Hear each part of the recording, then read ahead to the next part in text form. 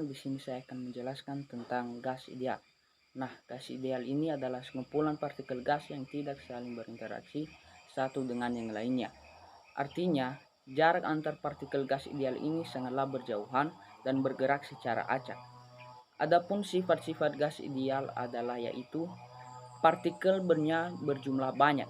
2. Tidak ada interaksi antar partikel atau tidak ada gaya tarik-menarik antar partikelnya. 3. Jika dibandingkan ukuran ruangan, ukuran partikel gas bisa diabaikan. 4. Tumbukan yang terjadi antara partikel gas yang dengan dinding ruangan merupakan tumbukan lenting sempurna. 5. Partikel gas tersebar secara merata di dalam ruangan. 6. Partikel gas bergerak secara acak ke segala arah. 7. Berlaku hukum Newton tentang gerak. Dan terakhir yaitu energi kinetik rata-rata molekul gas ideal sebanding dengan suhu mutlaknya. Sekian. Halo teman-teman, saya akan membahas tentang hukum Charles. Apakah kalian tahu itu apa hukum Charles? Hukum Charles ini teman-teman menyatakan bahwa volume gas ini pegang oleh konstan akan berbanding lurus dengan suhu dalam skala termometer Celsius atau Kelvin. Dengan kata lain teman-teman, jika suatu gas meningkat, maka volumenya juga akan meningkat. Dan sebaliknya teman-teman, jika suatu gas menurun, maka volumenya juga akan menurun, asalkan tekanan tetap. Dan rumus dari hukum Charles ini teman-teman adalah V per T sama dengan konstan, atau V1 per T1 sama dengan V2 per T2. Dan penemu dari hukum Charles ini teman-teman adalah seorang ilmuwan fisika dari Prancis yang bernama Josquin Charles. Dia lahir pada tanggal 12 November 1746. Itu teman-teman persamaan dari hukum Charles. V per T sama dengan konstan, V1 T1 sama dengan V2 T2. Keterangannya itu T1 suhu gas pada keadaan 1 atau dimaksud dengan K. V1 volume gas pada keadaan 1 atau M per kubik. T2 suhu gas pada keadaan 2 atau dimaksud dengan K. V2 volume gas pada keadaan 2 atau dimaksud dengan M kubik. Yang terakhir nomor 4 itu teman-teman hukum Boyle-Savart. Persamanya itu PV per T sama dengan konstan, P1 V1 per T1 sama dengan P2 V2 per T2. Keterangannya itu P1 tekanan gas pada keadaan 1 atau N per M kuadrat. V1 volume gas pada keadaan 1 atau M per kubik. T1 suhu gas pada keadaan 1 sama dengan K. P2 tekanan gas pada keadaan 2 atau N per M kuadrat. V2 volume gas pada keadaan 2 sama dengan M kubik. T1 T2 suhu gas pada keadaan 2 sama dengan K. Hai, kali ini kami akan memberikan satu contoh tentang kinetik gas ideal. Jadi, mari simak video berikut ini. Teman-teman, kali ini saya akan membahas satu soal tentang kinetik gas ideal. Nah, soalnya di sini itu gas helium sebanyak 16 gram memiliki volume 5 liter dan tekanan 2 kali 10 pangkat 2 Pascal jika R sama dengan 8,314 Joule per mol kali Kelvin. Berapa suhu gas tersebut? Diketahui massa atom helium yaitu 4. Nah, langsung saja yang kita ketahui pertama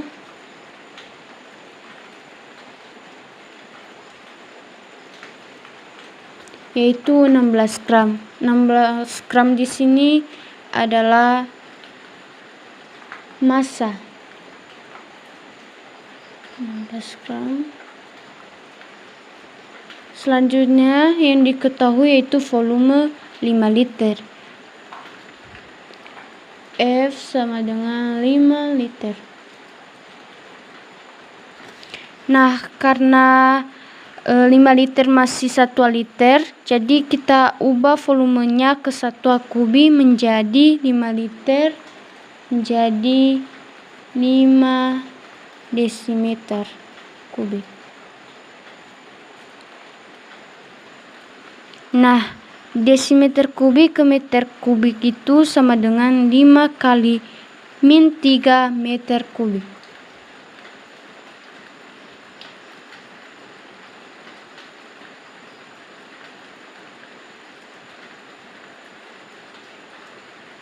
Nah, selanjutnya yang diketahui di sini yaitu tekanan. Lambang tekanan di sini adalah P. P sama dengan 2 kali 10 pangkat 2 Pascal. Selanjutnya yang diketahui adalah tetapan. R sama dengan 8,314 Joule per mol.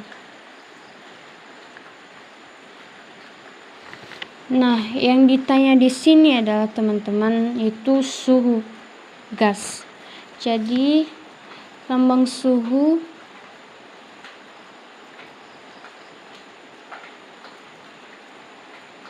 adalah T. Nah, untuk menyelesaikan soal di atas, kita menggunakan rumus gas ideal yang kita sudah pelajarin kemarin, yaitu P kali F sama dengan N kali R kali T. Nah, karena yang ditanya adalah T, maka T berada di sebelah kanan sama dengan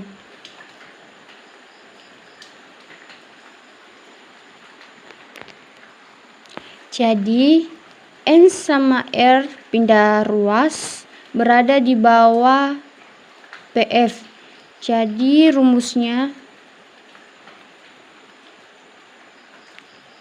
PF per NR.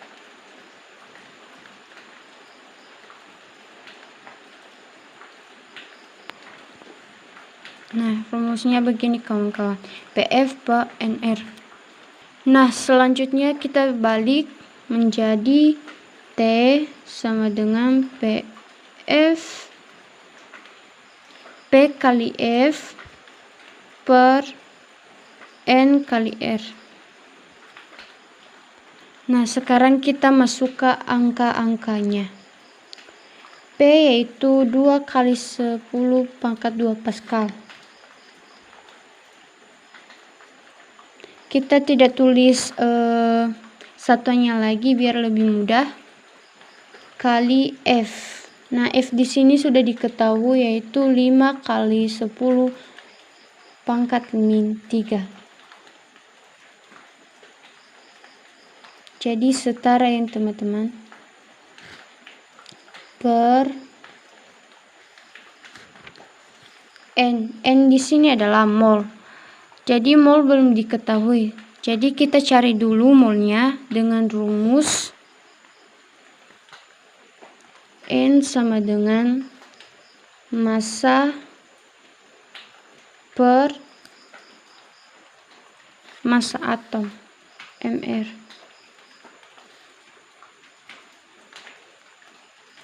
Sama dengan M di sini sudah diketahui yaitu 16 gram per mR yaitu 4.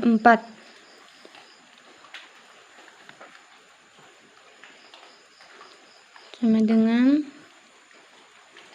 4 mol. Nah, jadi sudah diketahui molnya 4.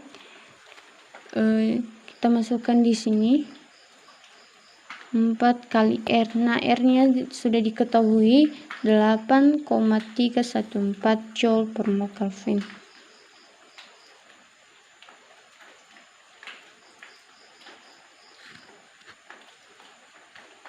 Nah, untuk menyelesaikannya kita kalikan. 2 kali 5 sama dengan 10.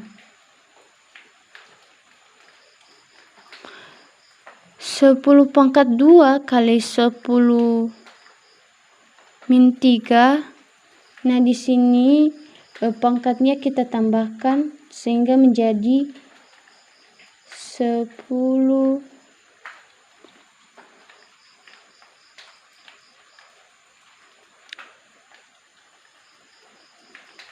min 1 per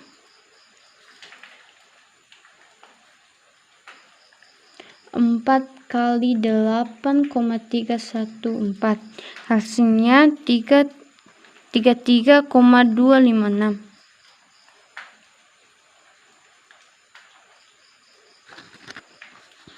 Nah, lanjut T sama dengan.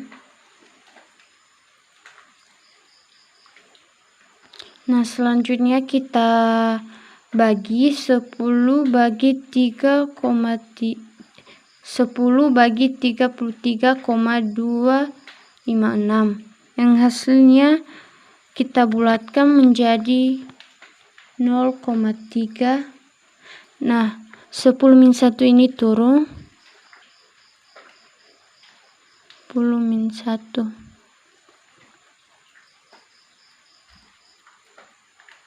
Jadi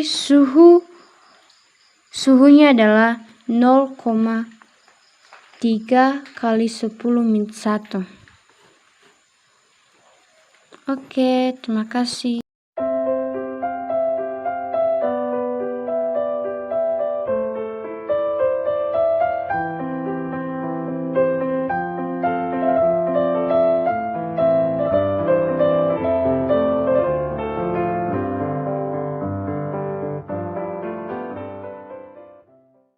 Masukkan air pewarna ke dalam piring wadah, kemudian taruh lilin ke tengah-tengah piring. Nyalakan lilin dengan korek, lalu masukkan gelas ke dalam tengah-tengah piring yang sudah diberi pewarna. Maka lihatlah perubahannya. Ternyata setelah diamati, api dalam lilin padam dan air masuk ke dalam gelas. Hal tersebut terjadi karena di dalam gelas tidak ada oksigen sehingga menyebabkan api padam dan air masuk ke dalam permukaan gelas.